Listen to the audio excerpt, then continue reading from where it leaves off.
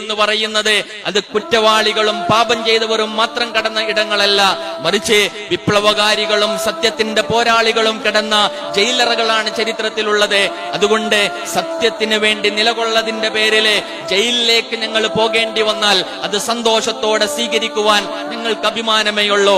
കാരണം ഞങ്ങൾ പോകുന്ന ആ ജയിൽ എന്ന് പറയുന്നത് ഞങ്ങളുടെ പ്രിയപ്പെട്ട പ്രവാചകൻ യൂസുഫ് നബി അലൈഹിസ്സലാം കിടന്ന ജയിലാണ്. ഫഖീഉൽ ആലം അബൂ ഹനീഫ റഹ്മത്തുള്ളാഹി അലൈഹി കിടന്ന ജയിലാണ്. അഹ്മദ് ബിൻ ഹംബൽ റഹ്മത്തുള്ളാഹി അലൈഹി കിടന്ന ജയിലാണ്. ശൈഖുൽ ഇസ്ലാം ഇബ്നു തൈമിയയും ഫലസ്തീനിലെ പോരാട്ടത്തിന് നേതൃത്വം നൽകിയ അഹമ്മദ് യാസീനും അടക്കം കിടന്ന ജയിലാണ്. സയ്യിദ് ഖുത്ബും സൈനബുൽ ഗസാലിയും ഒക്കെ കിടന്ന ജയിലാണ്. യൂസുഫുൽ കർലാവി കിടന്ന ജയിലാണ്. മുഹമ്മദ് മുർസി കിടന്ന ജയിലാണ്. ഇന്ത്യയിലെ NRC വിരുദ്ധ പോരാട്ടങ്ങൾ നയിച്ച വിദ്യാർത്ഥി നേതാക്കൾ കിടക്കുന്ന ജയിലാണ്. ഉസ്താദ് അബ്ദുൽ നാസർ മാദനി കിടന്ന